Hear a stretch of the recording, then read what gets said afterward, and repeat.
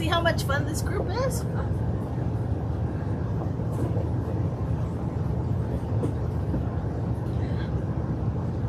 Good afternoon. I just had to clear my throat. For some of you guys that were at our Phil Fanatic Symposium last week, I was the auctioneer. And I got to midpoint, my voice was shot, you know. Here comes Aunt Julie coming out with tea, of all things, tea.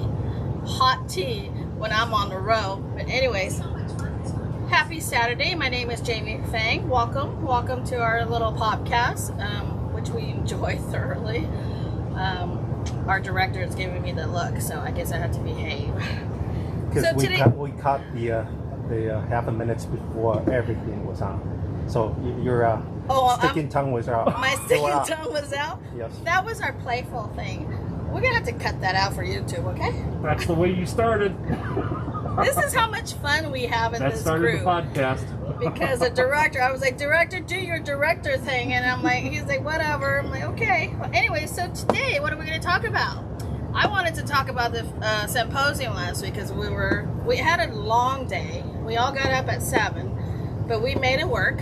It was fun. It was exciting. All the speakers were great. Rob was not in-house, but Rob did well. I loved it. I'm going to watch it again for the people that joined the symposium. It's recorded. It's on our official page, so you get to watch it forever. So we'll start with that. So today, I think we have a lot of new members. So I'm Jamie Fang, the youngest of the Fang. And today we're going to start with spiking, because a lot of people were showing me how they spike. They did well.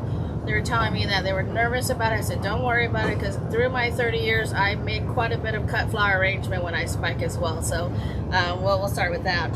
And before my director kills me, we are actually on YouTube under Norman's Orchids, correct? Subscribe, yeah, subscribe. Then you'll be able to find everything on there. We're going to do trying to work on little mini sections of how to use a Mega Thrive and how to open a box, how to use a fertilizer, how to do the 5 sound, just whatever we can help the new members, because we appreciate the old members all on there trying to help us to explain to them how to do it. Another new thing is Jamie's jumper. Jamie's jumper has been jumping a lot of plants at home. You all see my office. My office is filled with beautiful flowers under Jeff light. I apologize. I need to turn off my phone because I'm buzzing. Then, so I started this jumper for you because I want to share it with my friends. So we started the jumper for you. We tried different hours. Got a lot of PM about suggestion of what time to do it. So I thought we'd try it once and we'd do it under the podcast. So we'll have the Jamie's jumper for you after Norman's podcast, maybe 10 minutes right after we'll start. We have about 18 plants, 19 plants for the first time. That's overtime, baby. I'm on overtime.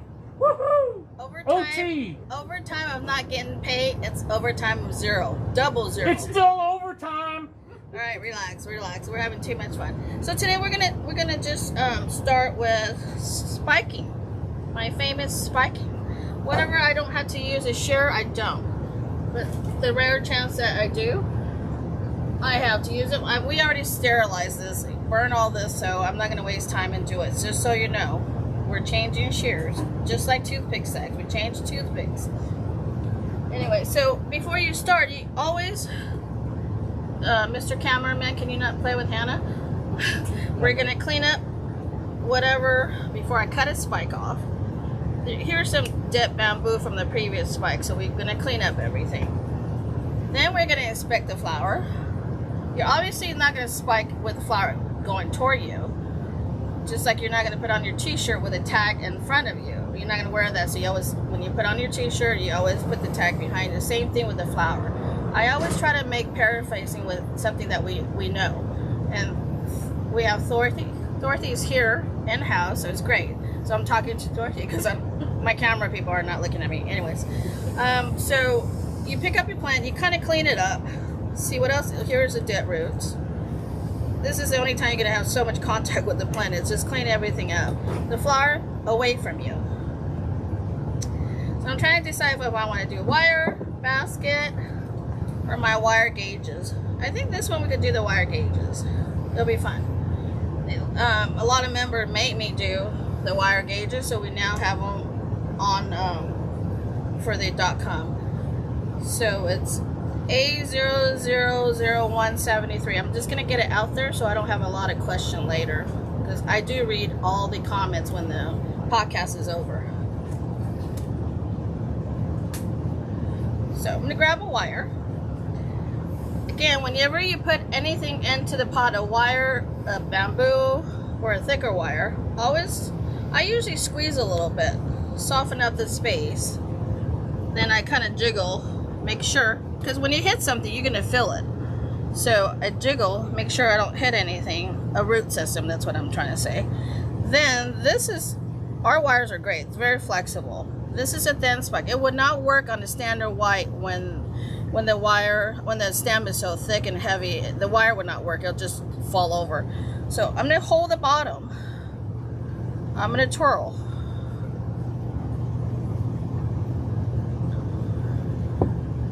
And if I ever break anything, that's like Norman, snapping things off. I'll just learn from Norman. Save myself the embarrassment. Here you go.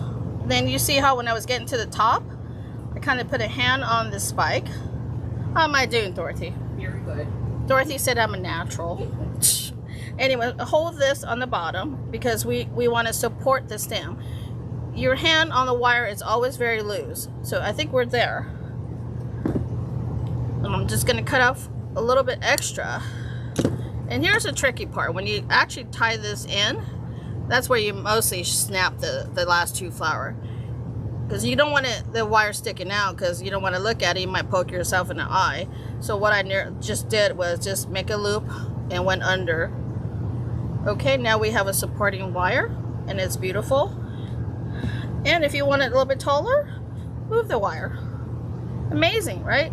I'm moving wire, I'm not moving stems. So we got a beautiful plant. Voila, right? First one. You good? Anybody online? Am I talking to myself? We have about 89, almost 90 people already.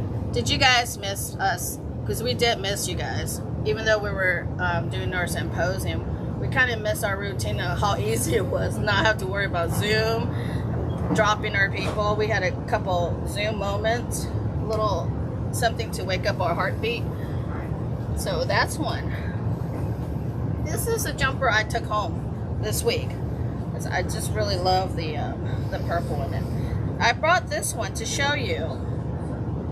Now we got to change shears. Anything. Again, we're gonna clean up the root system. Look how beautiful the roots are. And we got dead leaves. And then here we got leaves ready to go. Usually you let it naturally fall off, but it kind of drives me crazy. So I think I taught this before. This is more for the new member, and as well, hey Gia, as far as for the older member, the leaf, I don't want it to get any more shears to cut into a plant. If I just imagine I'm walking through the greenhouse, I'm not going to have 50,000 shears with me.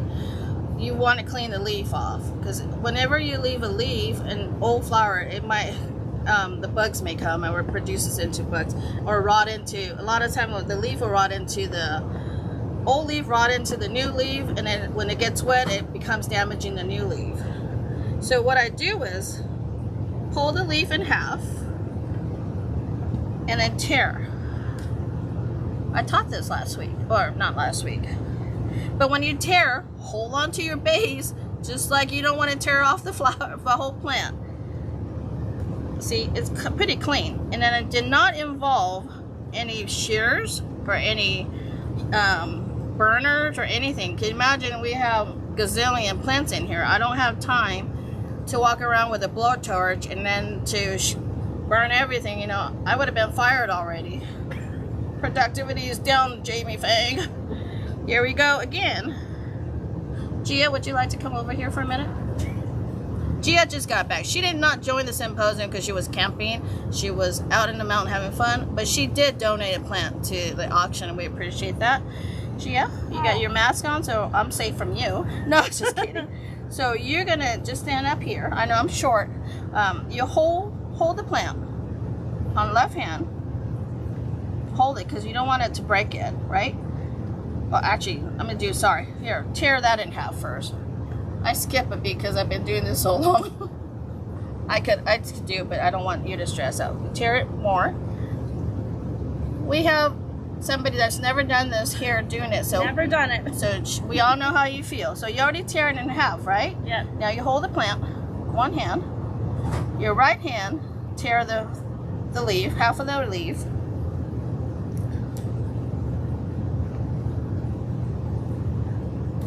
Perfect. How do you feel? The plant's not crying, so I guess it's okay. Yeah? And then we got our task done. I'm sorry, that took a few minutes, but I think this part is very important. As you go around your greenhouse, you want to enjoy your day. You don't want to have to like pick up the shirt, burn yourself. By that time, you probably burn yourself a few times. I'm serious, because I'll be talking to a client, I'm like torching. Ow! Or half the hair is gone. Half of my hair is gone. I always have a trash can. Okay, so that was done. We have learned how to take off an old leaf. But if naturally, usually you can have it naturally fall off, but I'm pretty anal when it comes to spiking. I want everything to be perfect. So I think this one will do the same thing. Maybe not. We'll teach a different thing. We did the whole spiking thing. Here's the wire, Mr. Cameraman. Gia, focus. Gia's pulling the cameraman. Anyway, so we're gonna make our little loop. When you hold the wire, make a loop. Don't hold it so tight you're gonna end up cutting the wire, and there you go again. You already make a loop. Use your thumb to help you, and you make your little hook. Dorothy, I don't think you've ever seen this, have you? I don't think so. Okay. So every once in a while, it seems like we're repeating, but we do have a lot of members or old members that never did catch the right episode. So again, I'm gonna squeeze the pot a little bit, try to find my footing. Remember, the wire has to be behind the spike, just like your tag on the t-shirt. It has to be behind the spike. All right, squeeze a little bit, don't choke it to death. Squeeze it a little bit and then wiggle your stem ends, so I'm not hitting any root system. There'll be times you do, but don't worry about it, but obviously we try. And you just prop this up. And then you have a perfectly spike. Then if you don't like that little gap, because again, it drives me crazy, I cut a little wire, twist wire. Then I'll put it here. Then I don't have a gap anymore. And I'm happier. Whatever makes me happier. It's my plan. So this one, we could do the whole twirl thing. If you want me to do the twirl thing again, I could. And this one will keep going. So, and then plus the flower is so small, I'm not going to attempt to try to go into this to the stems. Okay. So again, you squeeze. You want the spike to be behind the stem, so I jiggle it in.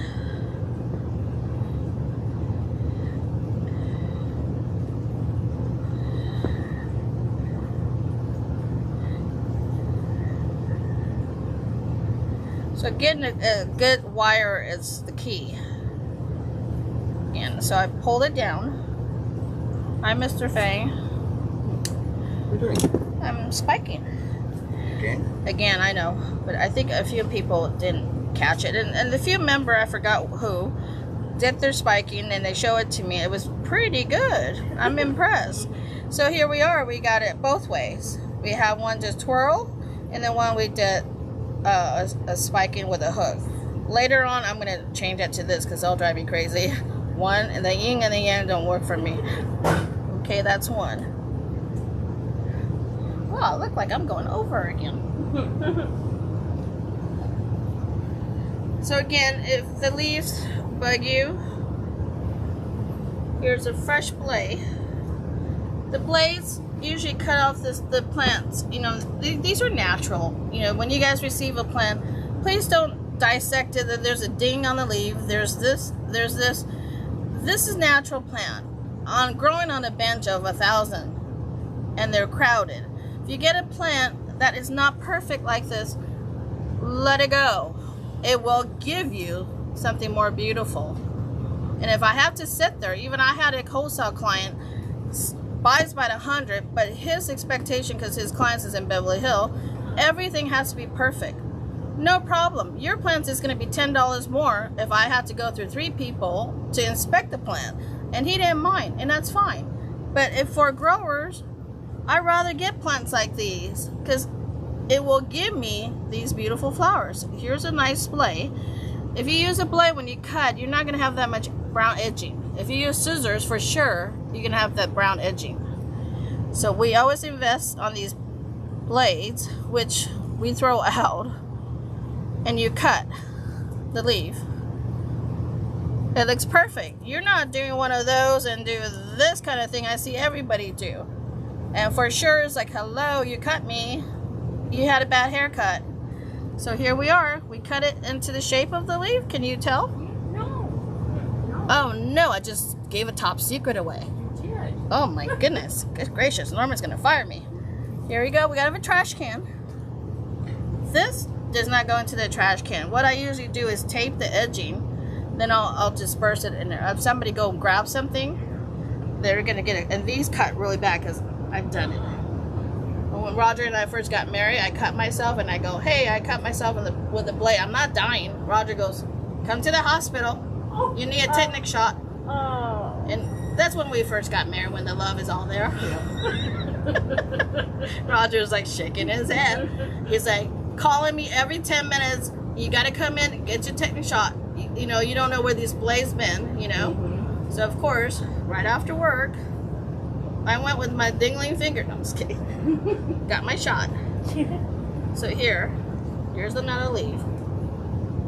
For the sake of Norman kicking me off the stage. Yeah, there comes Norman. And then we're just gonna bend it. Remember? Well, this one has a couple of keikis for plants. Jiggle, jiggle, jiggle.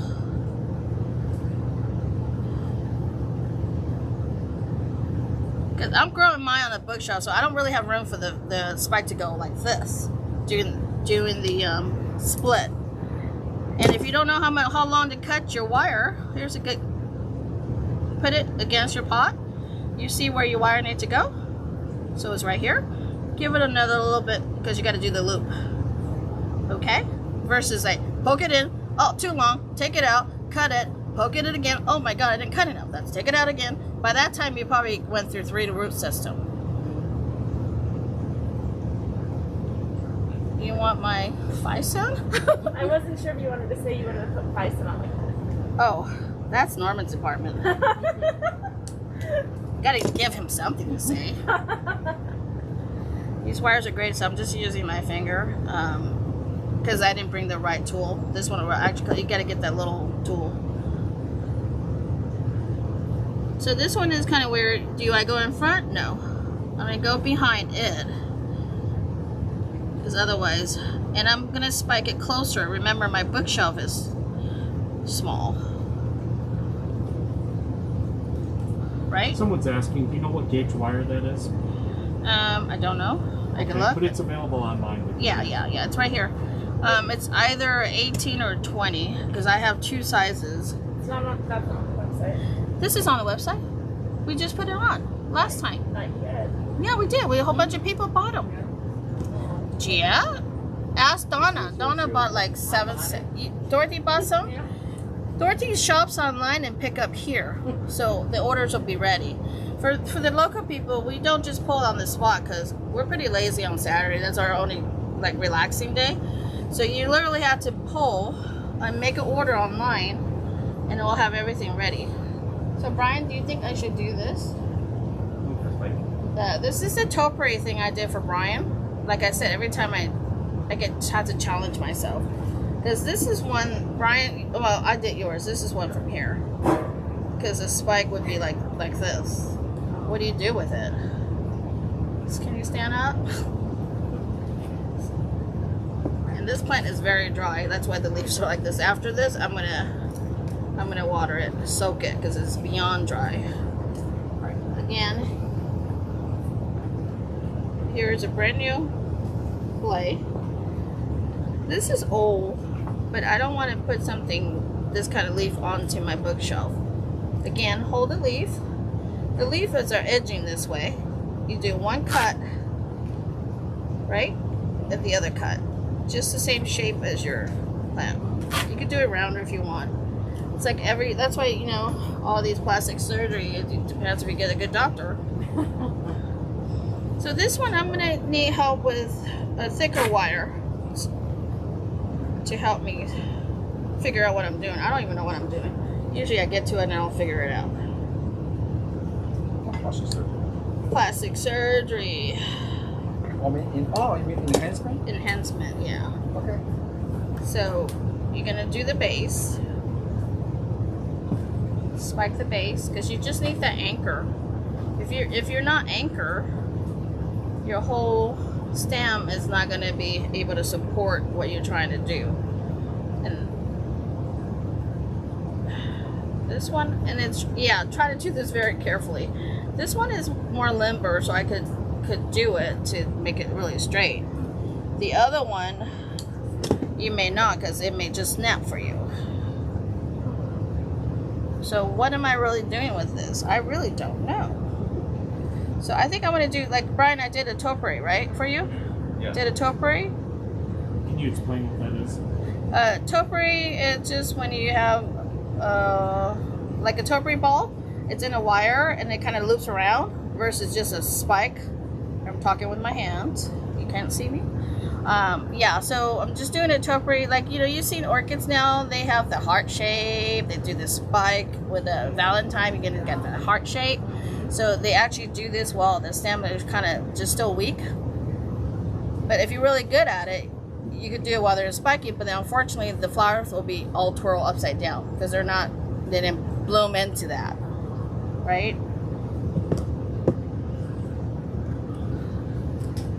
Again. And I think we have these online too. This is what I made for my shop, Orchid Affair. Because at that time, Orchid Affair has been on the map. We do everything that's not supposed to be done. We don't use twist tie. We made everything, custom make everything.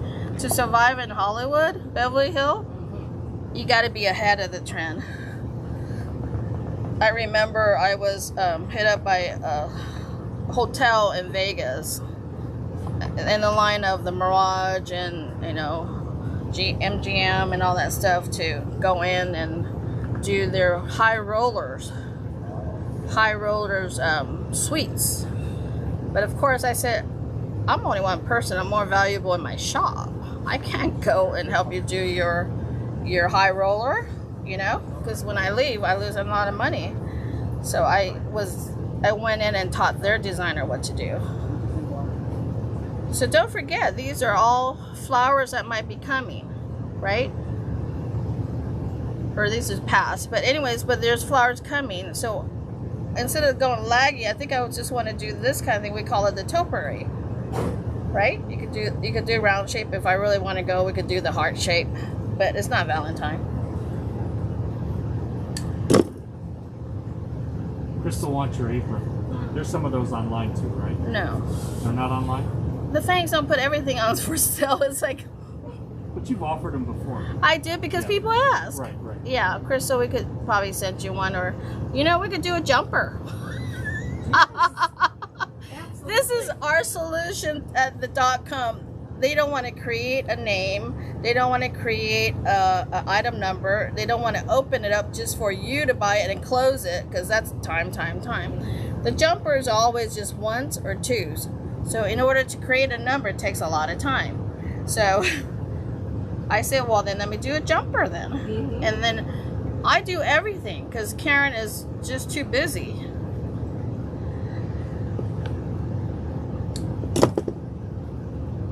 So I hate so many twist tie, but you guys probably should have a lot of twist tie since you guys are starting.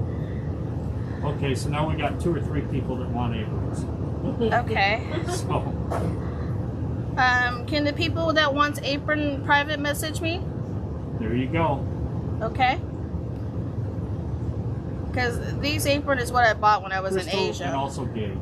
Okay. Oh, okay. Can I bring it to you? I'll throw it at you. And that's supposed to go in your house. I like these apron because the other side is plastic, so I don't get wet when I do things. And I have one for cooking because I'm always wet. So we did a topiary. I think this is quite interesting. Instead of just flopping, we did a topiary shape. So we've done quite a bit. We did the hook. We did the free flow. But yet, when you do it, you can always prop it back and forth. This is what the wire is. You know, and we did. I hope you have 2 more of those. 2 more people. You're up to like 5 aprons now. Just PM Jamie, everybody. Maybe I should tell Norman that I gotta fly overseas to get more apron. Yes. Don't I have to go to Paris for something too? You do. Oh, okay. Yes. This is true. Lori is wants one and Joy wants one. Lori Goodwin? You have like 4. Yes, you have like 4 or 5 people now. Okay, I think I have some. Oh, just private. Maybe people already private message me. Oh yeah. It's already coming. It's already coming through. So here we did a lot of option. Good wire. We didn't used to sell wire, but we did a wire on request. So always have these wire in hand. And then if the wire you use get a little rusty or whatever, I keep it and use it to hang plants. You know, poke it through a plastic. I never throw anything away. I repurpose everything.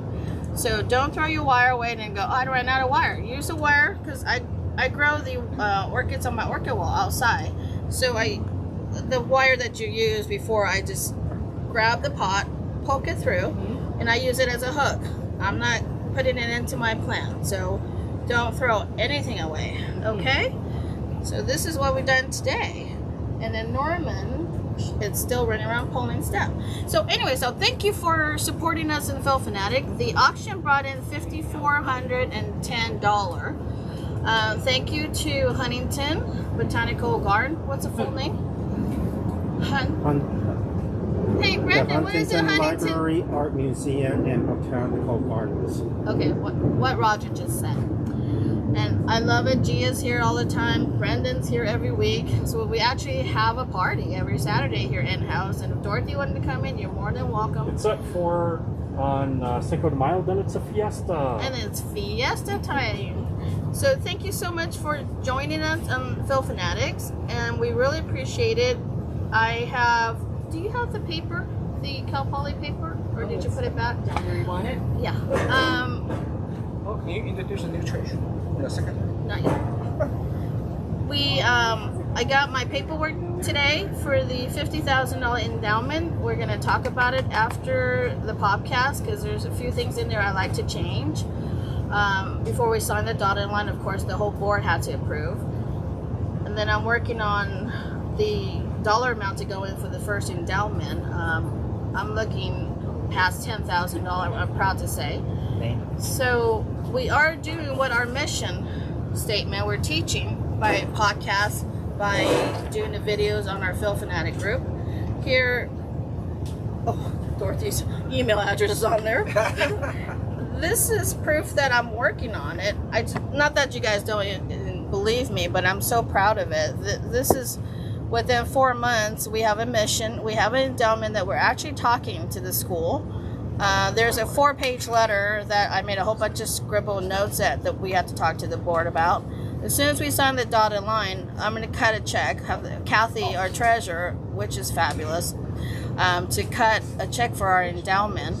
And then once the check is cut, we will post that to the Phil Fanatic group and maybe even here. I just want it to be so transparent. Right. Our group, it's not about hiding anything. It's so transparent because we need your support as well. Not just today, in the future. We're going to do this till we're old and gray. The gray gets covered. But, Norman, stop laughing at my jokes. I'll pay you later. This is not even show and tell yet. This is not show and tell. Like Norman loves me, man. Stop, Norman. You make me laugh. Okay. So anyway, so we need to support each other. Just remember, we do an endowment because the Phil Fanatic name will live on forever. And that's $50,000 we're committing to. No, 52.50. Well, with their fees, yes. This is what I don't get, but I'm not going to bitch about it on camera. But the 2.5% to manage So our we're giving them $50,000, but they're charging me $2,50 to manage our gift. So that's what go figure. That's what we're committing to over 5 years. Yeah, in 5 years. And we just started 4 months ago. We started but 4 months already ago. Committing to that. Yeah, so we're committed to $50,250 for the endowment, and another $1,000 because I wanted to start the scholarship. Another $1,000 each year. Each year, so till the endowment. On top of it. Well, I like to do it earlier than 5 years, but we'll talk. You got a business major on here now, right? So yeah, another $1,000. So we're going to be up to $5,000, and once the endowment's fully committed and paid, we're done. And in the meantime, we're not going to stop. If we got somewhere we could donate $1,000, if you have any ideas, we can just do $1,000 here to other. I just can't commit to endowment until I finish forever. one. Can you explain what an endowment is? Maybe some people don't understand. What is an endowment? I don't know. We just give money away. Endowment is when you give money to the school, and instead of just one shot there, you give them $50,000 and we're done. They put it in the pool of money, and it's managed by whoever the school uses, and they take into how many percent? I forgot what they say. They take in 5% out. I think it's 5% out, which are equivalent to $2,500 once the endowment is paid for. So every year after the 5, every year the school will take out $2,500 because you can't spend it all because they have to stay within the bank group, their pool, to keep making money. That's how we're going to get money to go on forever, because as it builds, hopefully it'll be more than 50,000, right? Because as it grows, it's a compound interest. It's just, sorry, I'm talking too fast. So when it comes to money and business, these brains just go woo. Anyway, so it will keep growing, and that's how we could. So in other words, after we pay the $50,000, it lasts forever. It'll last 50 years, 100 years. It just keeps going. Just going. Without us putting more money into it. Putting any so more money. every year, it will provide scholarships for horticulture students at Cal Poly. Yes, after the 5th year, we're done contributing. If we want to, we still could build on that. But I think we need to go elsewhere. To whoever has any suggestion, we're more than welcome to Hawaii. Norman says Hawaii. We have a school in Asia that, since the Phalaenopsis is done in research and done in Asia, that's our core. We won't do it in endowment, not that big of amount. We could do 1,000, 2,000, that kind of thing. But our mission is to teach, which is what we're doing, and scholarship. So we're accomplishing that goal within 4 months. And one more thing. Oh, thank you. Without the board. One more thing is we have 170 member. How many founding? It's 15, 16? 17. 17. We have 17 founding member at $500. Hooray. For the first year only? For the first year, but if they want to keep giving me $500, I extend it. Yeah, I'm not going to stop there. But they don't have to pay every year $500. No, every year. Once you pay the $500 founding, every year you roll back to $38. Yeah. We're not going to, if you want to donate, we're not going to stop you. So in September, I have to keep thinking about, I really wanted to pay off our endowment in 3 years. So in September, I talked to Jeff, my boss. He's laughing in the mask. I could see that crack. I talked to my boss, and I said, September, I'd like to do a membership drive. So we have 170 members. Wow. I just need 170 of you to bring me one friend. We're going to be at our target of 340, 350. That's all we needed to make sure we have money for endowment. And then whatever money I made or we made on the symposium workshop coming up, it's going to help me speed up my endowment to 3 years, I hope. So in September, we're going to have a membership drive. I'm going to go into... Is Norman here? No, he went. You can say it. He went to the front. I'm going to go into Norman's bench and pull up a really special plant. What? Norman, go away. I thought you did in 1 year. Anyways, not this year. On the left here. So I'm going to go pull up a plant. We're going to make a game out of it. We're going to keep track. And every time you bring in a friend, tell us. We'll do a tally. At the end of the month of the membership drive, that person will get the plant. Shipping included, donated by Norman's Orchids. Right. How's that? All right. If that's not enough of encouragement, I don't know what else to do. You don't want me to sing, trust me. All right, so Norman, you can come back now. Anyways, so that's enough about Phil Fanatic, right? I'm sure everybody's tired of me talking, but that's like my passion now, you know, all these nonprofits. Mr. Fang, Can you tell them about the peach one? They want to know about the peach one. this peach one? It's a peach. No, just kidding. I'm already overtime. It's 1 hour. Oh, the jumpers come on 10 minutes. Does anybody want to stay on the jumper? 10 minutes after. Is that okay? I mean, you don't have to stay for the jumper. So jumper is just what I went through and what I wish I had room to take everything home for. Somebody already took a jumper, but we're not going to mention names. It's either Gio or Dorothy. I'm not going to say who. Anyway, so here with Out of Ways, we're going to bring Mr. Fang. He actually dressed up for you. You over your 15 minutes. I think we need to branch out to have you on Facebook page. Hey, this was my page. This is my page. My own page. Goodbye, guys. Have a good day. Hello. Okay. Hello. I'll get some of this out of the way. My name is Norman Fang, and for those of you who are new member, I'm the founder of Norman's Orchid, and That Norman guy. the Norman guy. Anyway, Jeff, where's the camera? Am I supposed to look at here? Yeah. Okay, that the red dot or the other one? It's the same thing. Same thing. Okay, good. What a rookie. Okay, I will get you. Okay, how many of you experience a heat wave like we do here? Okay, good. Good. So this is a very important topic that I think we should share. And we have experienced over 105 the whole week last week.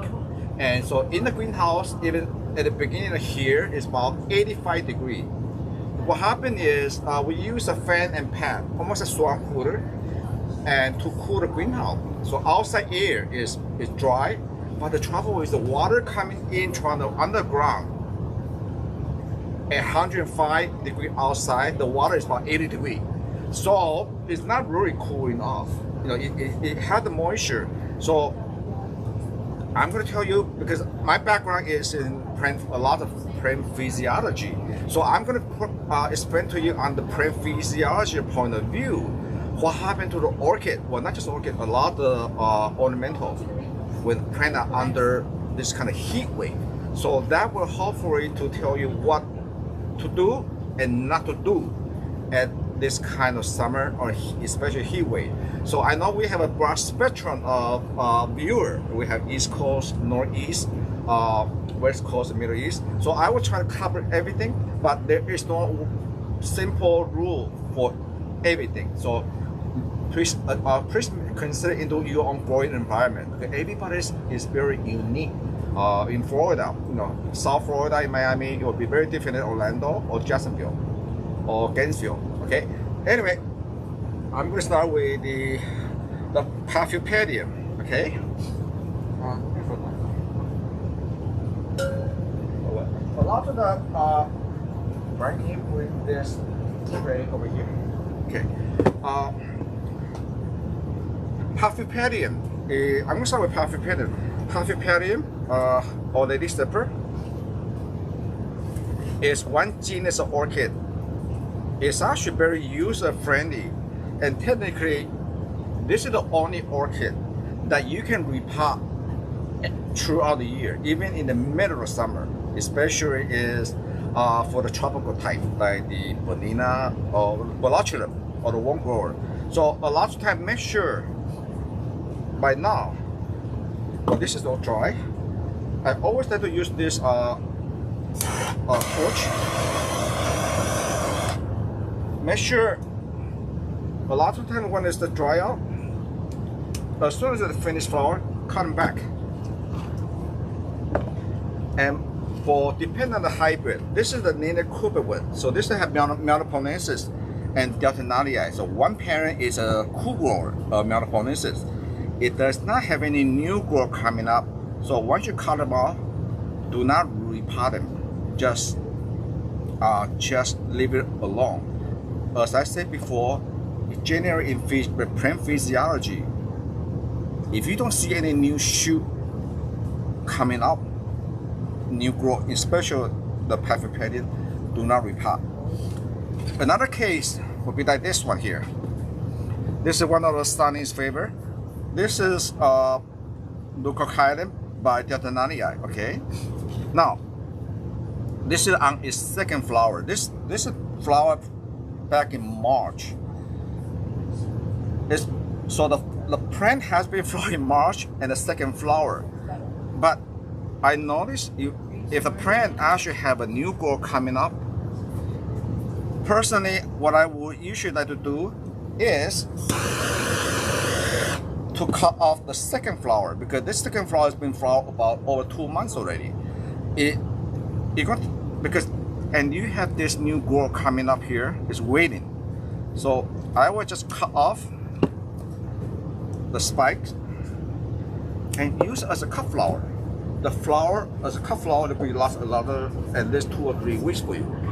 That way, all the energy is not coming to here, will coming toward the new growth coming up. So this new shoot coming up here, hopefully will be flower for you for Christmas or early spring. And so this is how you can get this kind of hybrid to flower twice a year. So we will spring and fall for you, okay? So, and also you want to, it doesn't, because plants still have a lot of space here. And visually inspect the media.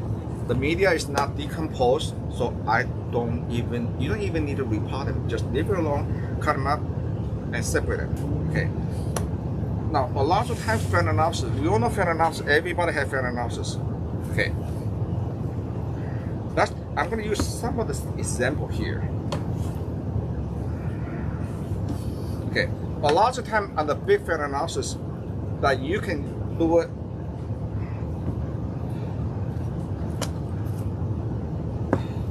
This is another example that I would not let them flower.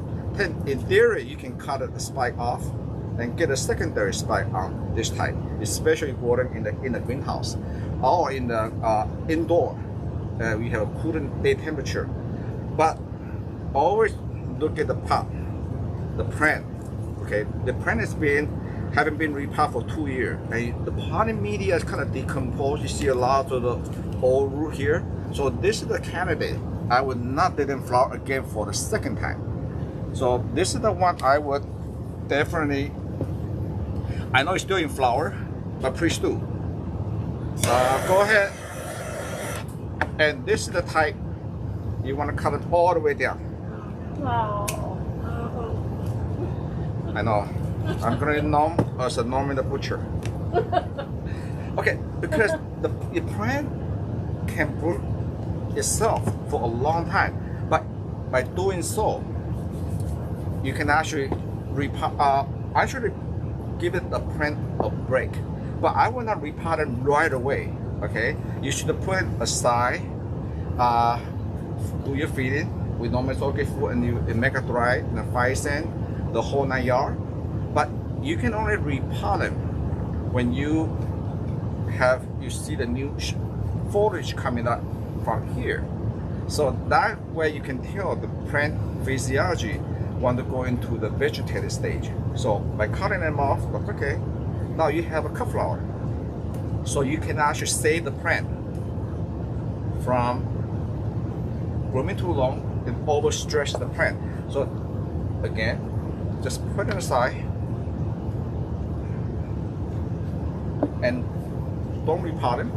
You can actually, by looking at this spike, look at the spike here. Can you see the potting media? The potting media is old. Okay, haven't been repotted for 2 years.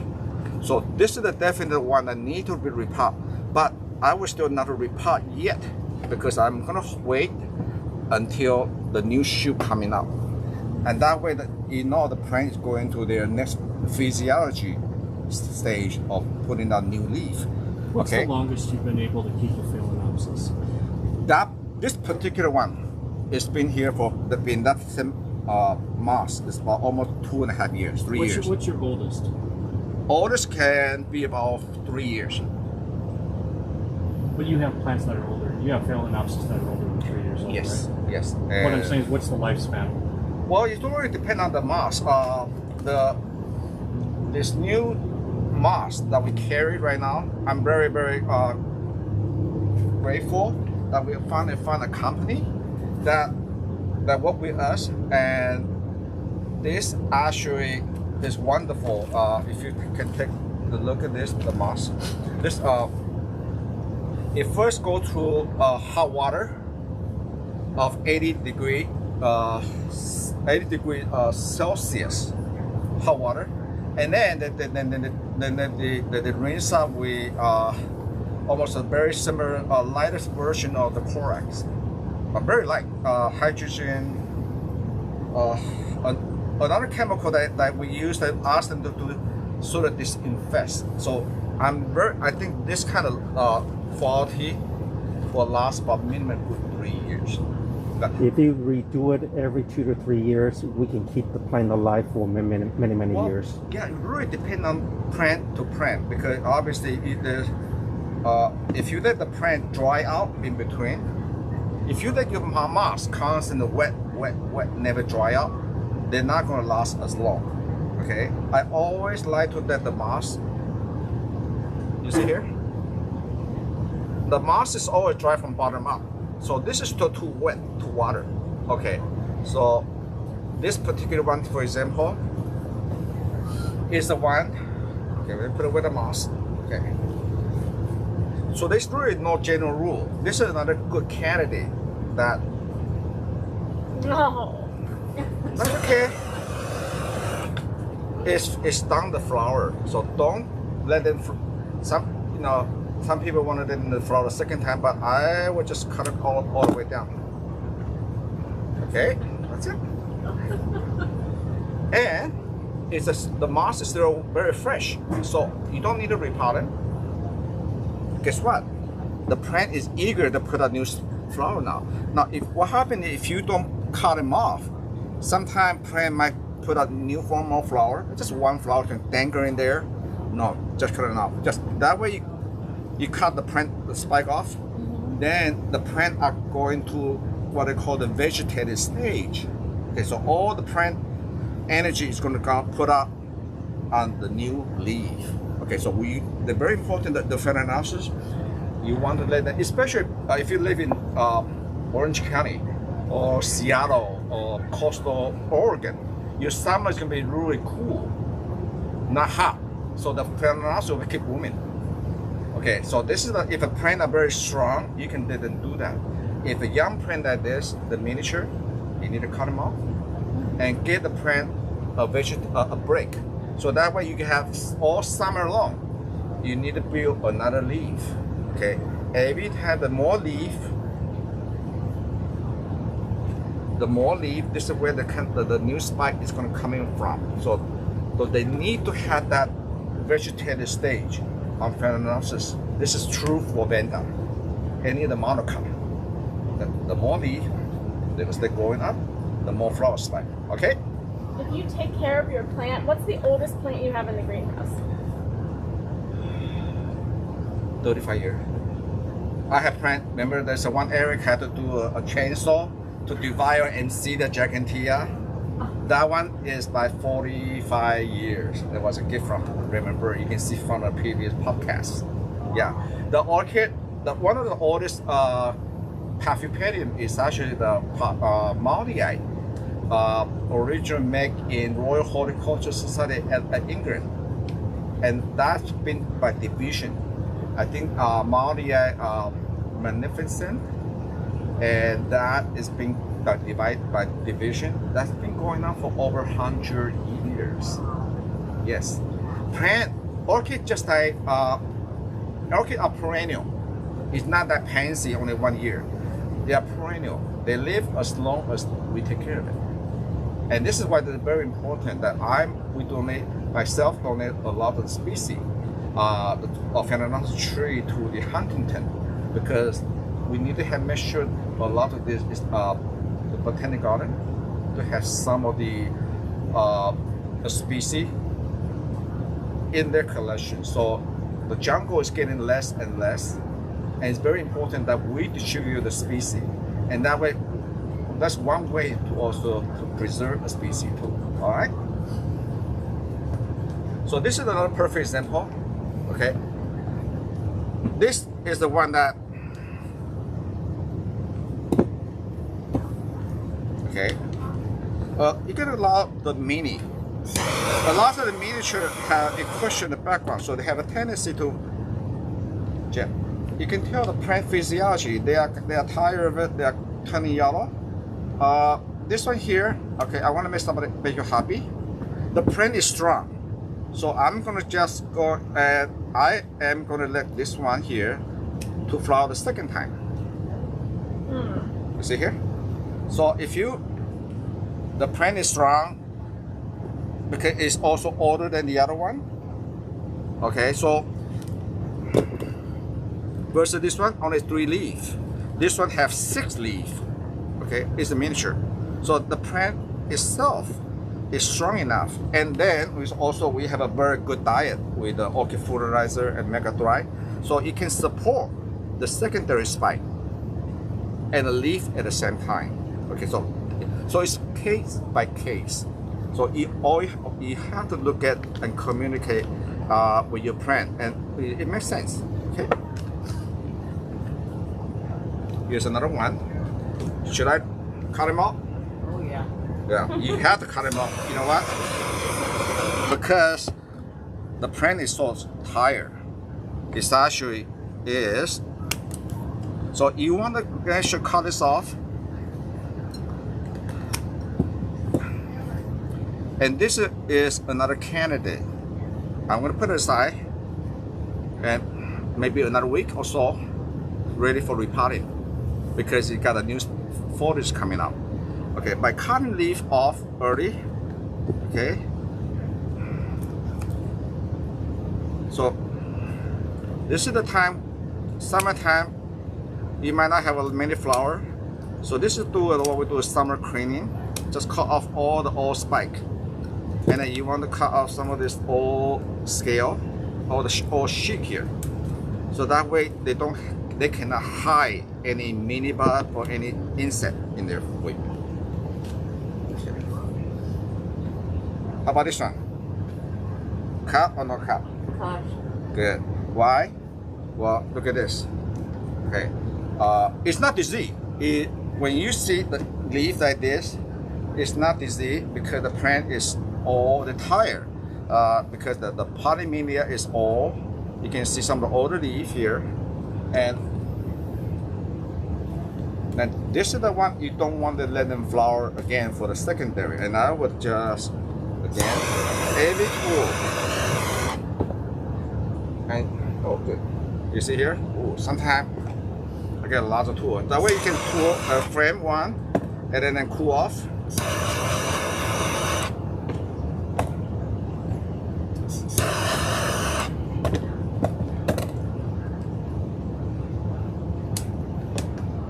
Then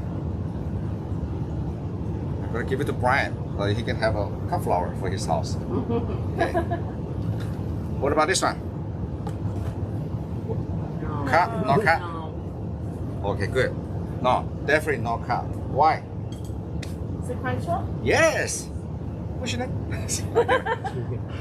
Okay, this is the Valentina. Okay, this is the novelty Phalaenopsis species.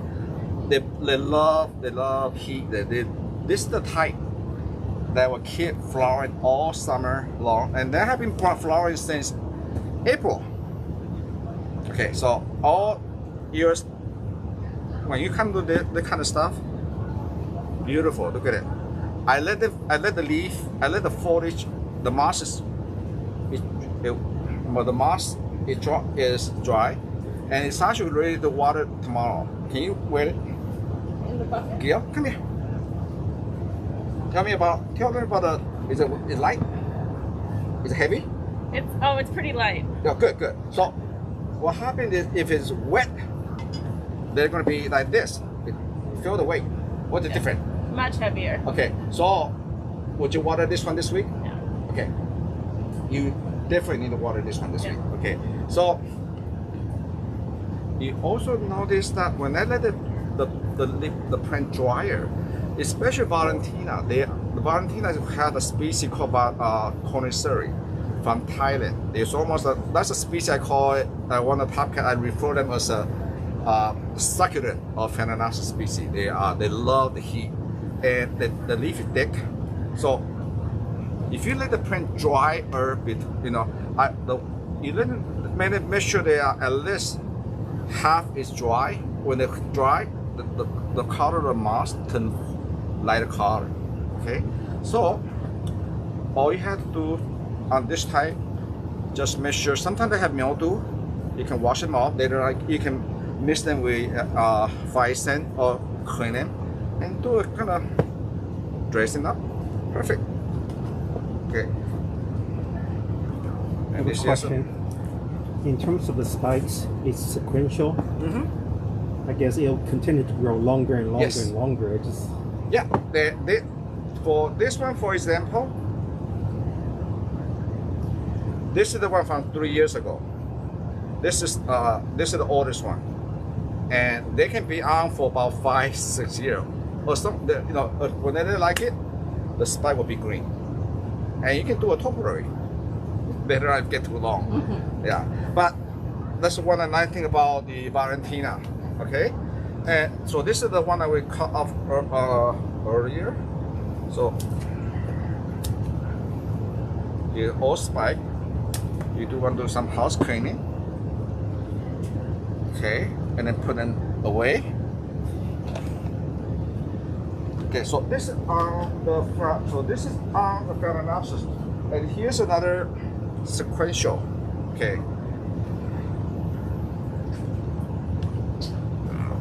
Now this is the perfect example of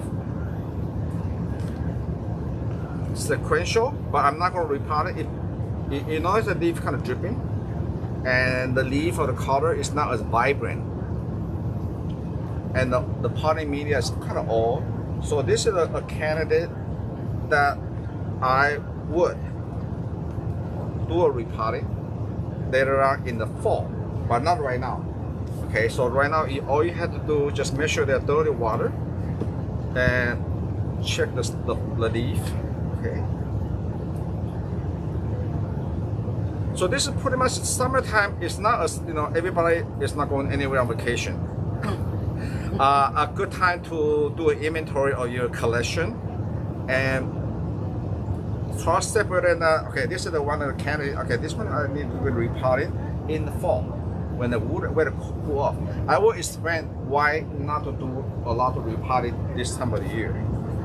Okay, and luckily most of Phalaenopsis are going indoor.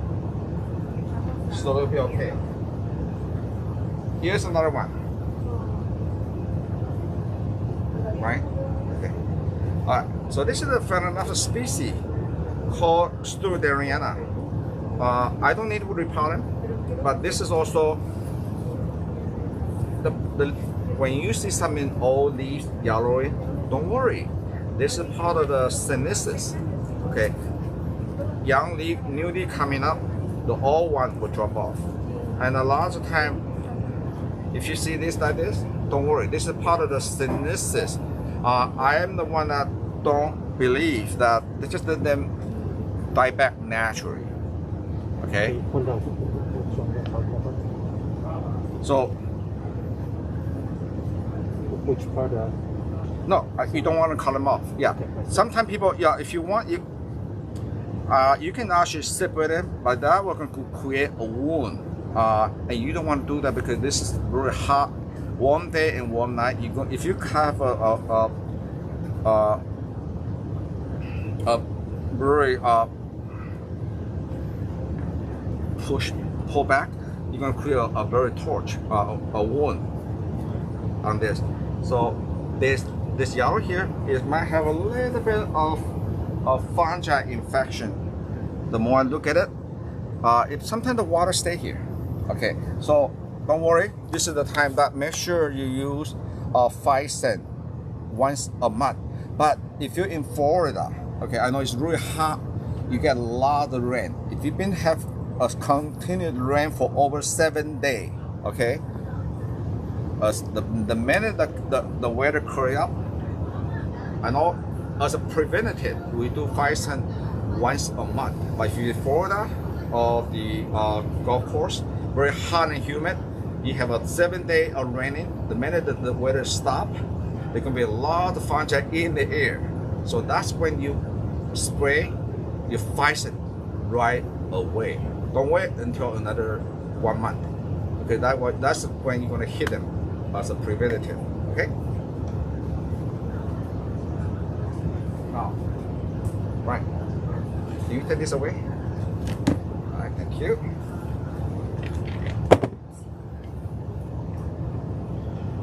And what happened is in plant physiology, do you know, and in plant, anytime about 95 Fahrenheit, 95 is about 30, 32, 35.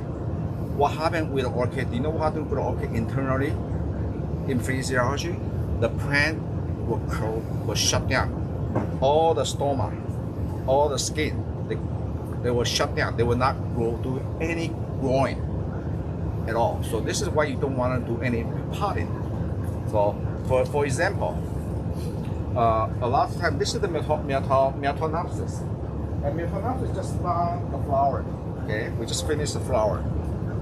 Okay, and a lot of time people say, oh my God, I have this new growth coming up. The worst thing you can do on the Miltoniopsis is to repot them right now, because Miltoniopsis is a species from Colombia. They like it cool. Okay, they're almost like crawford orchid. So with Miltonia, when they just finish flower, and a lot of times, sometimes they get this what we call the water spot. That's okay. You can actually just simply get a clean with the Miltoniopsis. You do a house cleaning. Just make sure you trim off the spike all the way to where they come from.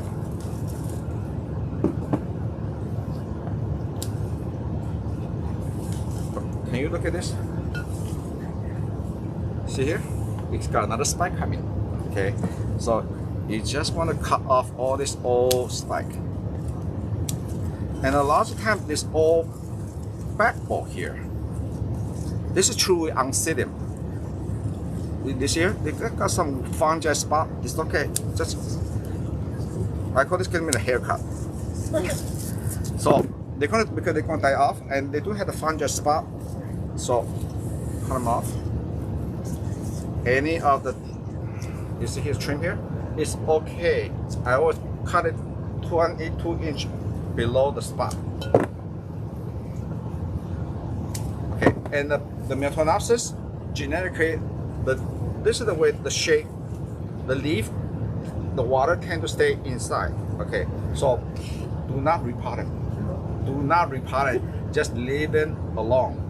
But do some house cleaning. So the easiest way to kill Miltoniopsis is to repot it in the middle of summer. But when do you repot it? Is when in the fall, with the weather cool off, short day, long night. And because they're gonna flower again for the fall, the next spring, and that's when you do it.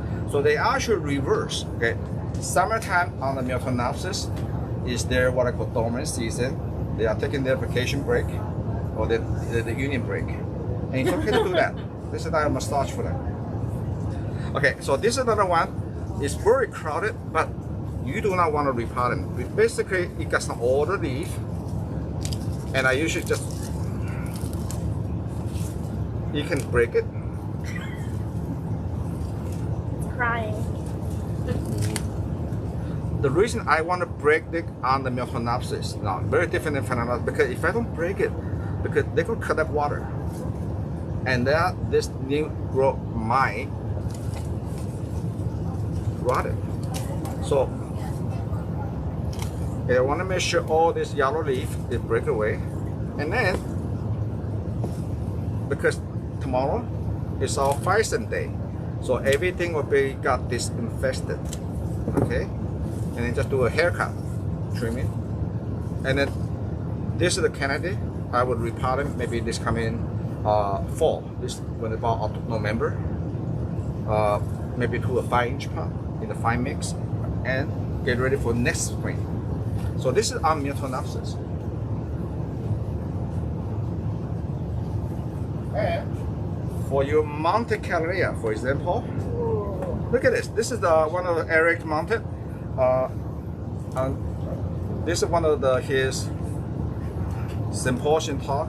Okay, this is really old. So this is the summertime. Is a good. All this all suitable. Or backbone. You want to do a trim them off. Okay. Good day. Because it looks like it needs to be remossed. Yeah, but not right now because see the old leaf here. You can let it dry off naturally. It's part of the synesis. This is old leaf. Let it dry off naturally. But this is the candidate. For example, the moss. This is actually is in here about for 3-4 years. This is the kind of the cedar wood. Cedar wood. I think at Eric's symposium he did a potting demonstration. Very good wood, and there's no algae. Because we have physant all the time, and it's not rotting, so it's okay. You still have room for growth. Okay, so if you like, you can also put it onto a bigger piece of wood, let it grow on. But other than that, for your mounted orchid, summertime you just want to cut off any of the excess root that is dry out already, and do a haircut on them. What about Dendrobium? This is the Nobile type Dendrobium. This is the Nobile type Dendrobium. Remember that Yamamoto, the cool grower? Okay.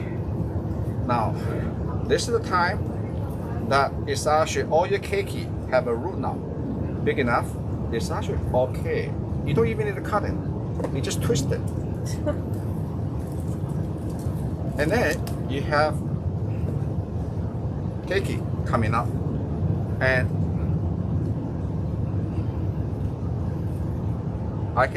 this is one. It's actually if you have a greenhouse, and this is perfect stage to repot them up, but not divide it. You never want to divide it in the middle of summer because that's too stressful. So this is the type I can either put it in the bigger pot or pot up. Okay. Also, for a lot of summer, this is what I call summer cleaning. The moss is good. This is the time. Make sure you spend the time. Make sure you do the clean up all the weed. Okay, because the weed can host a lot of fungi on them. And if you have, see down here. Okay, that's natural. Okay, like I said, we don't use fungicide here, but plant itself can heal.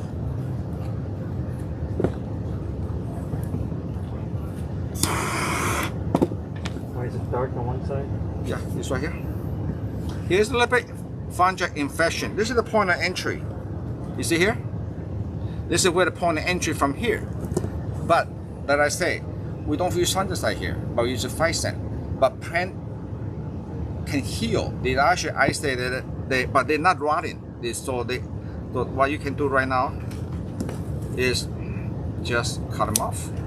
That way, to remove any of the synesis area. Okay, so there's lots of, and this is a disaster. Okay, this is what not to do. Okay, one of my grower. How many of you have Psychopedilum? Psycho. Okay, any of Psycho. Okay, the worst thing you can do is she didn't know. You know, she just repotted without asking us, and she not only divided, she divided them. So this is what works. If you have any other cool grower, then this is same thing with Miltoniopsis. Psychopedilum is a cool grower. You never want to divide them. And then she repot them, divide them, and guess what? Half of them is dead. This is the one that is salvageable. Whatever did not, because whatever is rotted.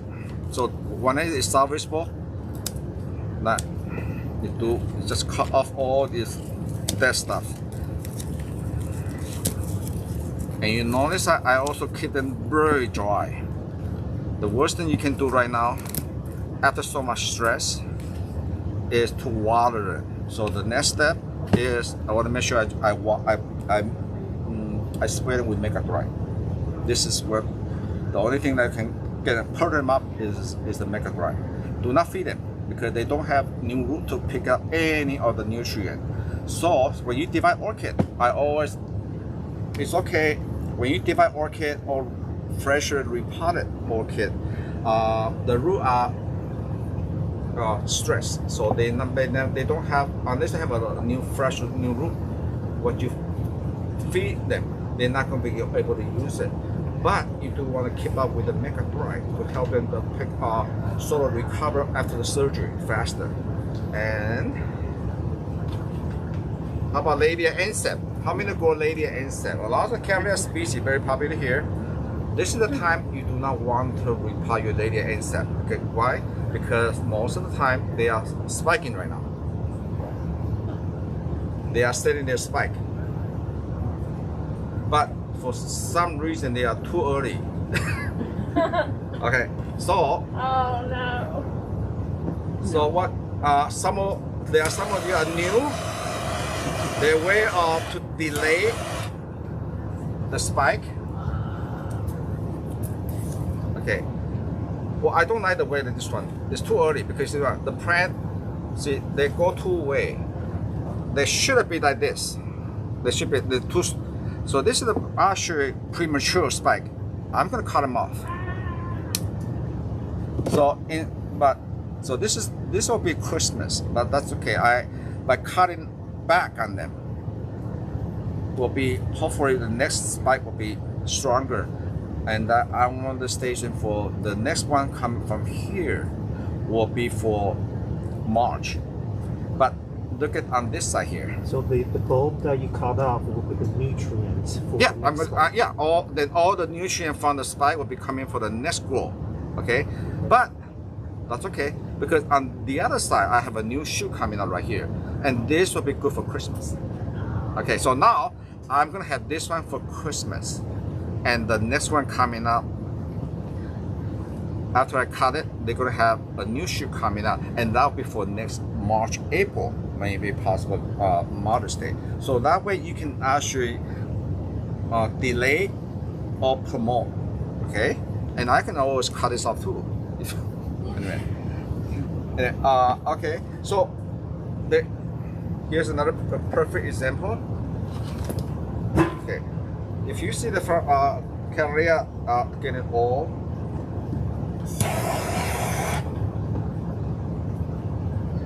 don't just cut it here. You want to cut it all the way down here. You see here? Okay.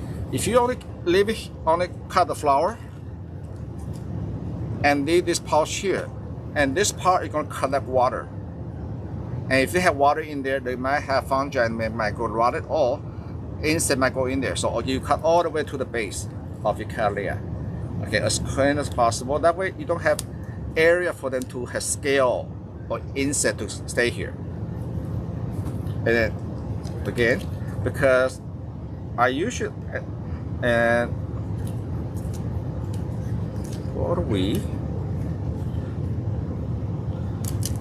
I usually like to peel this off on the old one. Okay, so I'm gonna make sure that it has no scale possible to hide inside. Okay, and just leave it alone because they just finished flower, and you don't want to repot them right now until you see the new shoot coming out, and that part gonna happen in about a couple months for the fall.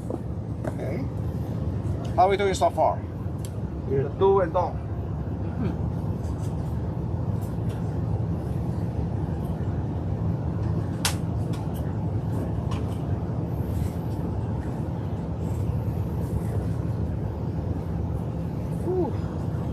Look at this. Now, this is the example of Phalaenopsis that is, I do not mind to let them flower the second time. Okay. And the reason? our lemon flower have a secondary spike because the root have a very good root system, not like the other one. Okay, and the plant is strong, and the plant color is nice. So what you have to do is, you see all this knot here, 1, 2, 3. Any of this knot here have a dormant spike. So I always like to cut it taller, a couple inches above the tallest notch. You cut it. Then the plant itself will give you a secondary spike. Okay, so you do not want to put it outside right now, even if in Florida. You want it because it's too hot. So you want to put it in the coolest spread you have, cool and shady. If you go under light, then no problem. And in about a couple months, about 2-3 weeks, you will see what happens if we cut off the upper predominant. Then any of this dormant flower bud will release and emerge, coming up.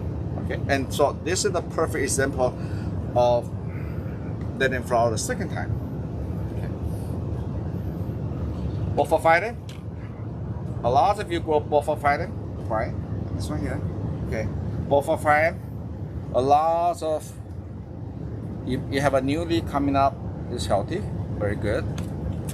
Just simply get a cleaner, great. I would cut off the old flower spike here. Okay, and because this one got bent, got damaged, I would just leave it alone because they're still doing photosynthesis, and then it dry off naturally because you got new shoot coming up, new growth coming out. You see this is how they tell the plant physiology. The plant is happy.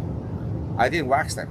They're really happy from megathora and fertilizer. So they're gonna get mature, and hopefully by a big flower spike for this coming spring.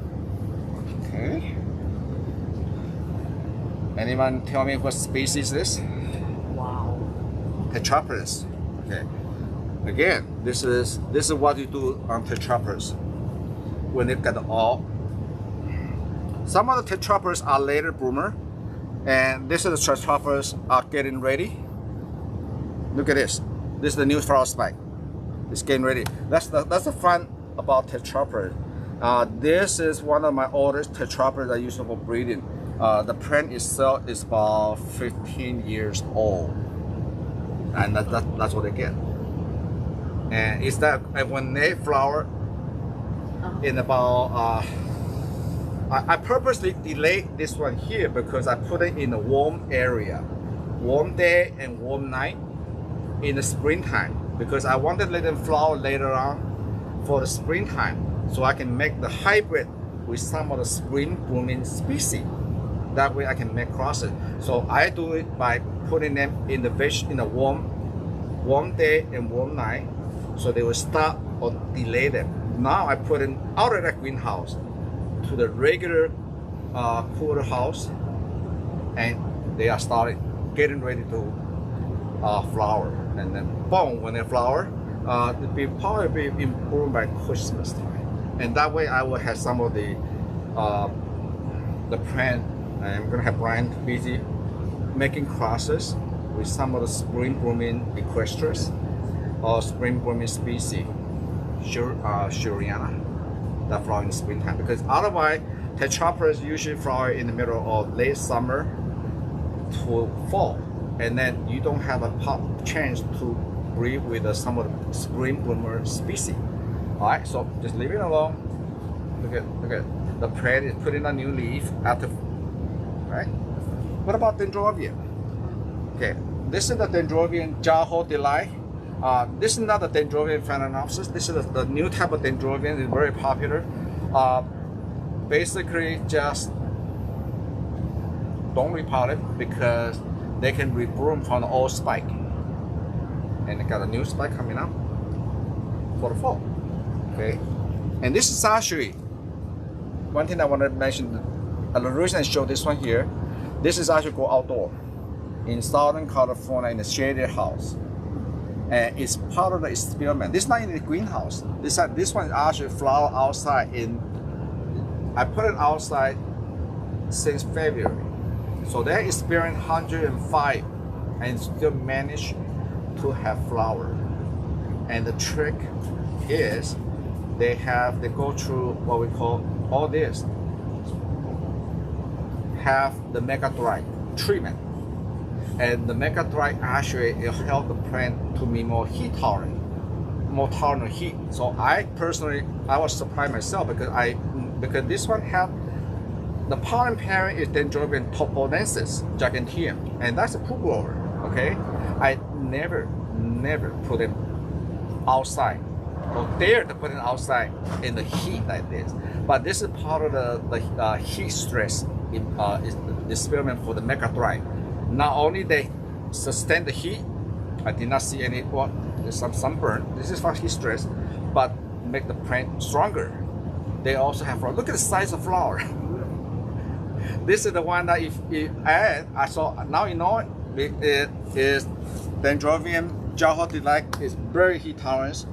Pending if you also have the mega dry that help the plant sustain the heat. So if you have mega dry in the at your collection, make sure you use it every 2 weeks now in the middle of summer. That will help the plant more heat tolerance. Okay.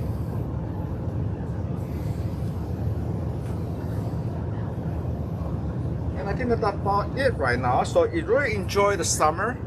A lot of your summer blooming Phalaenopsis species are just coming along. This is their season. Can we get a number on the yellow one? What the people have asked. Oh, this is from last week. The show and tell. This is MC 1775 Muller's Tropical Sunset Canary.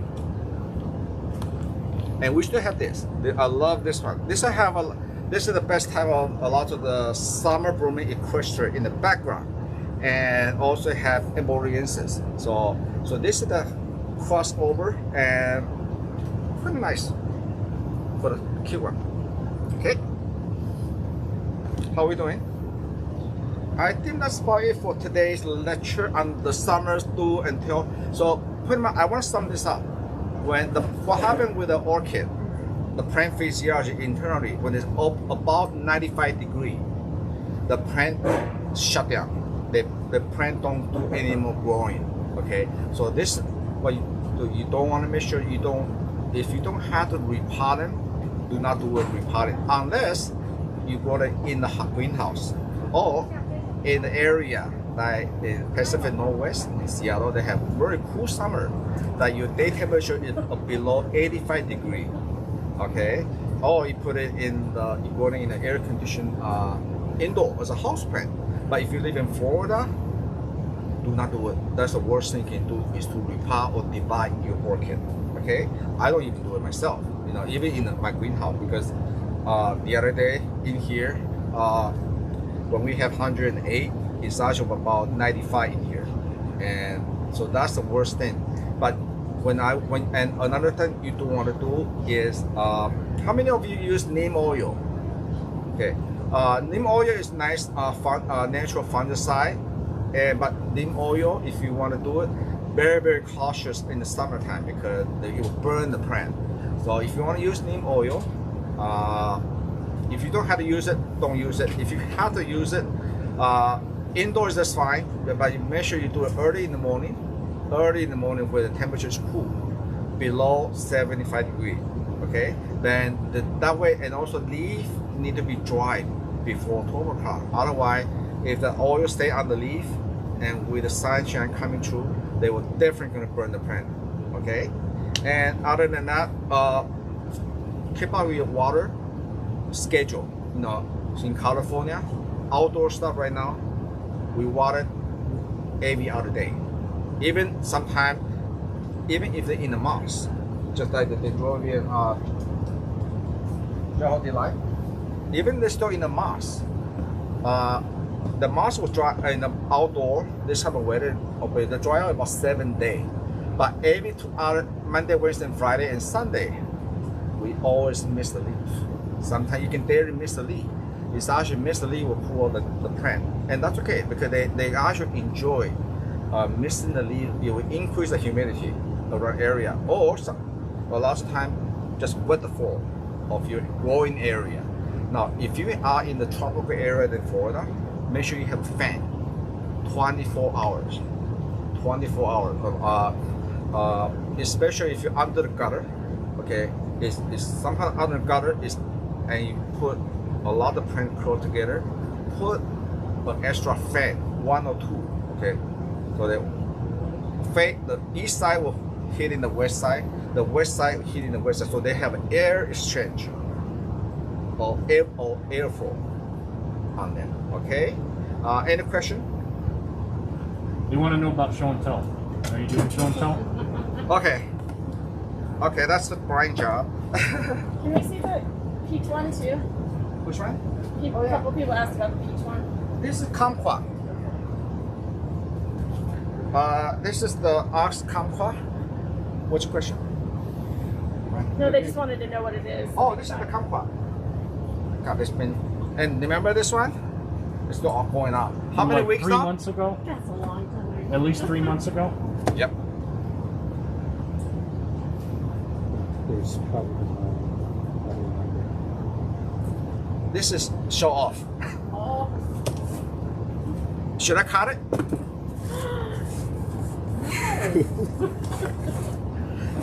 No, this is actually and this is not going to bark. This is not going to moss. This is going to bark. Okay, look at this. This is my winning combination of Norman's Orchid Full and Mega Dry. So it just show you that the Phalaenopsis program is good for bark and moss. This is bark. Okay, so less is more. This is not in a 6-inch pot or 8-inch pot. It's in a small 4-inch pot. Okay, so it's tolerant because that's why on my website we don't sell by the pot size. The pot size is very misleading, right? Sometimes literally this is I can sell this 8-inch pot, but it's still in the 4.5-inch pot in the bark. Okay, look at the root here with bark. All right. So this will be flower for Christmas.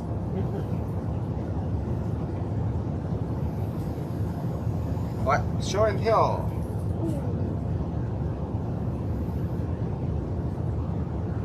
Oh, wow.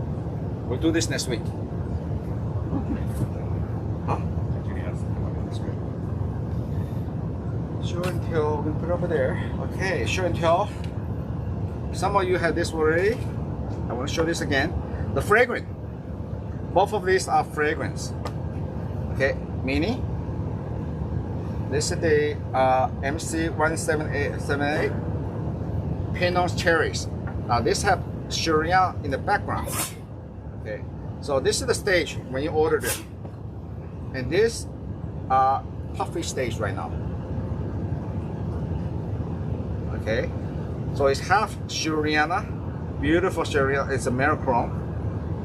1878, and this is one of my favorite. It did not have as many flowers in the summertime. That's okay because they're sequential flowers, so you never cut them off. Okay, but this is the first time of the novelty banana type Arboreensis crossed with a white multi-floral. So the plant itself is very robust grower. Look at the sheen to it. So it never cut the spike off, and they have really nice fragrance, nice like honey fragrance. Okay, next. Okay, another two cute mini. Okay, this one here, the sales department just released today, and I want you to make sure get this number down, and Crystal will give you a link later. This is one of my specialty is Ishin Spotted Eagle Montclair. We got an AM out of this one, and this is flowering size. This is it. They don't get any big. This is my signature piece on the red. The flower will be this big, this short, so perfect for windowsill. And Eric is very nice. He put it on special. It's like $5 off just for the podcast. get it now because they're going to spike it soon. So it's cheaper to get it now for 45, and because this will be flowers spiking very soon. Should be flower for Valentine's Day, red and fragrance, very fragrance. Okay, and this is Panemalacia Cerurea. Now this is remake. Now this is primary hybrid of Violacea indigo crossed with Mycolichii. Now Mycolichii is another species that known to put up a lot of shoot spike. This is first born and 2 spike, and that's from Mycolichii. And with indigo, so Mycolichii is a species that tend to wash out color and wash out the spot. So that's why this one actually wash out the indigo, but it gives us a very nice Cerurea form.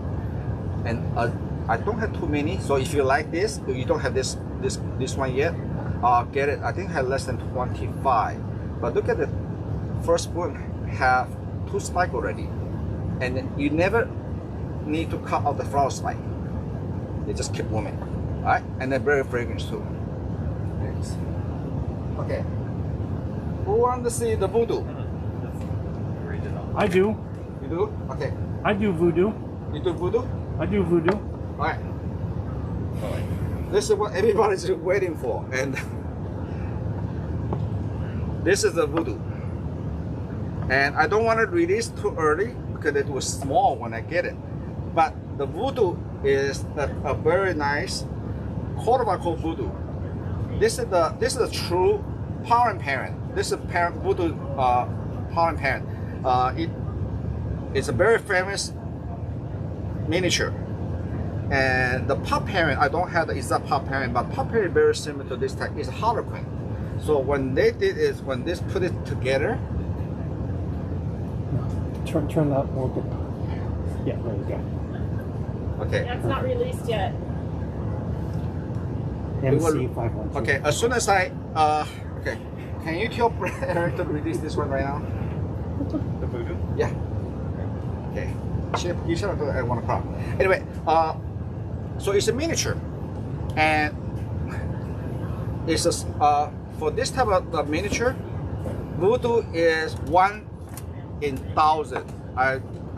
We got a permission from. This is actually the first release for America. I'm always wanting to get the first one because when you have something new, I want to get it from the breeder and want to get the first one because you don't want to get the Maricron or the Maricron or the Maricron.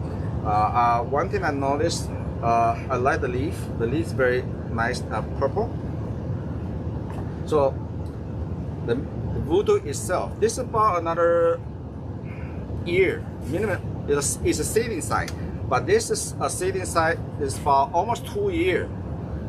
2 years out of France to get to this size, and that's the most And once you get to this size, it's easy. That's why I don't want to sell it earlier because it's still too small. But I want to make sure I go into a very nice size. Look at it. Okay. So this is actually in my nurseries for about 4 months already to get to this size. I don't want to sell. I don't want to get it from fresh or the boat or from the box. All right. So this is the Voodoo. How big is it going to get? The plant only get to this size. They don't get very big. Remember, it's half miniature. So this is Voodoo. Okay. So and we have less than 100 plant. Okay. So I have tagged a couple of the plant because you private message me you're not gonna be here today. But do not wait. Okay. This is again. I do not know the first stem crop. We don't have a history on Voodoo because we don't know if with a clone they're gonna reverse or what they're gonna do with it. Might be even mutation. That's genetically Harlequin is a mutation. So sometime in cloning they might mutate again. They might become all black, possible. So, but so far I like the way I like the way plant grow. Beautiful, nice root. So go for it. All right. Next. Oh, for those of you who like fragrant and like indigo, you want to get this strain out. This is the NF2295. I love indigo, and I do a lot of indigo, so I can guarantee my indigo 100% all indigo. Not like the old days, only 25% or 50%. What I like about this strain of indigo is, for those of you who go under light, this strain of indigo is very compact. And this is first bloom. You notice that the leaf is very long, very compact, and lots of. So there's two grades: the regular inbound spike and the premium. Always going to give you the two spikes.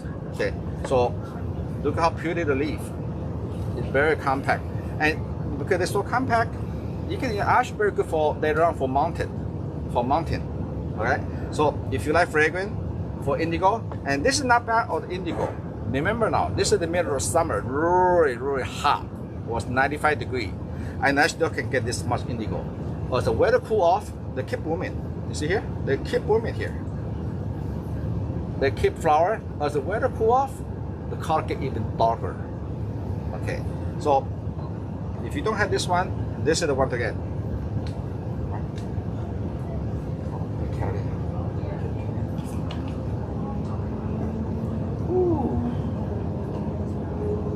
Now, this is a special one. I love this one. You notice the height? Not the tall. Okay, this is named after a good friend of mine. He's a past mayor of Taiwan, where I come from. And Taiwan is a city where they host the Taiwan International Orchid Show. So the name is, this is actually registered under Chinese Lai Benzi. That is his Chinese name. This is a nice story because it's crossed with a compact Cattleya. So this is the first yellow with red lip. Is half of the size of the regular one, and this person is now the vice president of the Taiwan. So this is the one to get if you enter the plant. This is the first one only. Okay, but the nice thing about this one here, they flower twice a year. Okay, so the big season will be from they will flower again in the spring. This from here. Okay, so this grow here, I have a limited number of in bud right now, but their season actually is from the winter. Which winter yellow is quite rare. So even if we saw in bud spike right now, they will have nice new growth coming out for the winter for Christmas. So again, if you like, this is the most modern yellow with red lip with a compact spike. This is it. They don't get any taller. Wonderful, and an amazing fragrance too. Woo. Who like micro mini Phalaenopsis? This is one of those wearable orchid. You can put in a pocket. Okay, this is Amabilus by Laelia. It's called Formosa Dream, and this is a hybrid out of Taiwan, and it's one of those things that you never cut off the spike. See, this is from spring. You see here? And when they like it, when they got a wonderful mega dry and nutrient, they keep flowering. All right, so it's one of those micro mini. I can put in my pocket. You see it?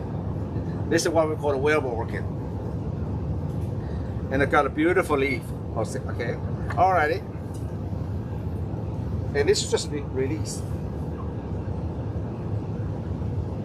All right. And this one is new also.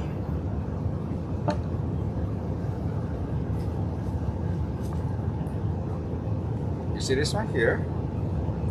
Okay. I have about 16 of the inbound spikes. The rest of it are mature side, but don't worry, mature side will be, this is actually the secondary spike. They flower in the springtime, the secondary. So this is the summer bloomer.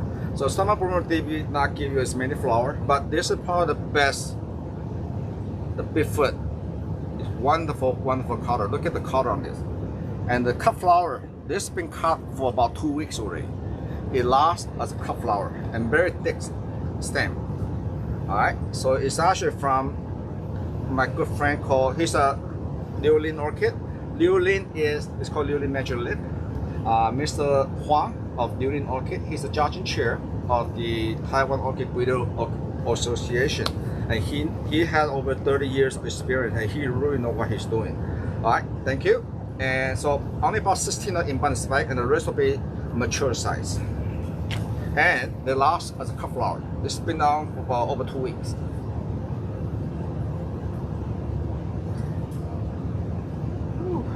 Here's another standard summer, and I have this in flower right now.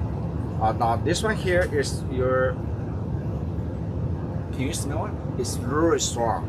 One of those yellow, it's more than orange. As the flower age, they open up yellow. As the flower age, they turn more orange and orange. So this is actually very nice.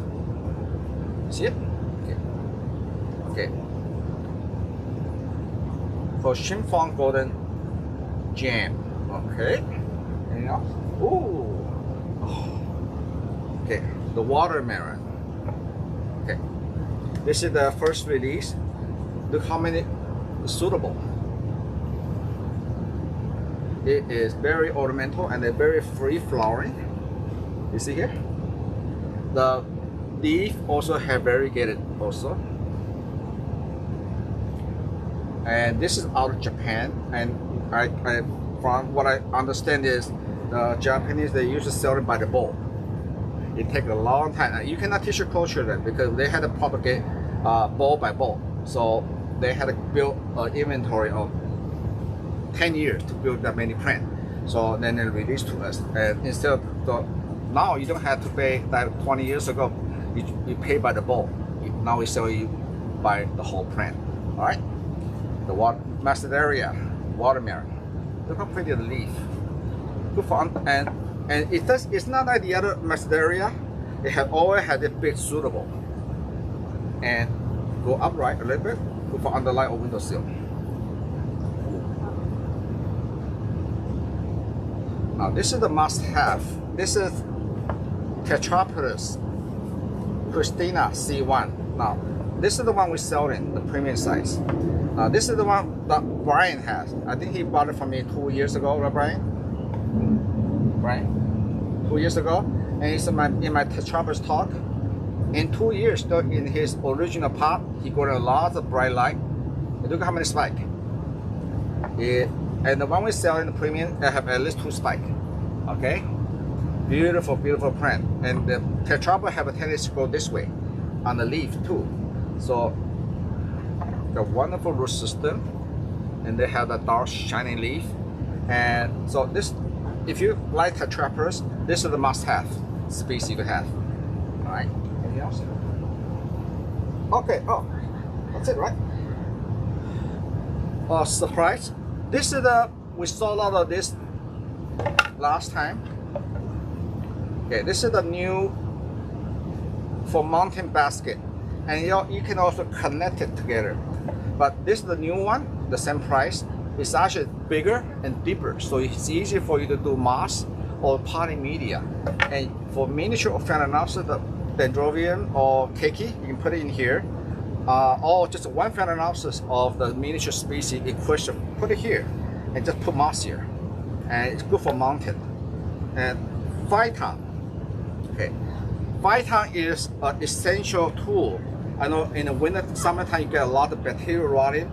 Okay, this is what happens when the Phyton doesn't work. Phyton is good for preventative, but Phyton have its limit. When you typically I do Phyton. You can do Phyton. I recommend the Phyton twice a year as preventive. Phyton is a new copper-based fungicide. It kills bacteria, fungi, and also virus on contact. And different than the old copper fungicide, when you spray them, everything turns blue and have a lot of toxic copper. This is actually when you spray them, it's colorless. So if you have been problem with your bacteria rotting in the summertime, especially in the West Coast or either in Florida, Phyton is the one to have to take care of the disease problem. All right, So that will conclude today's show and tell. And I think next one is Jamie. In 10 minutes. In 10 minutes. We're going to sign off, and we'll come back on in about 10 minutes. Okay, good. Thank you so much for today's session, and I will do next week. We will do a Phalaenopsis gigantea and gigantea hybrid, which is also related into the Harlequin Phalaenopsis. So it's very exciting because these are all summer bloomers, and I will see you next week. Okay, we'll be back in about 10 minutes on another live. Okay.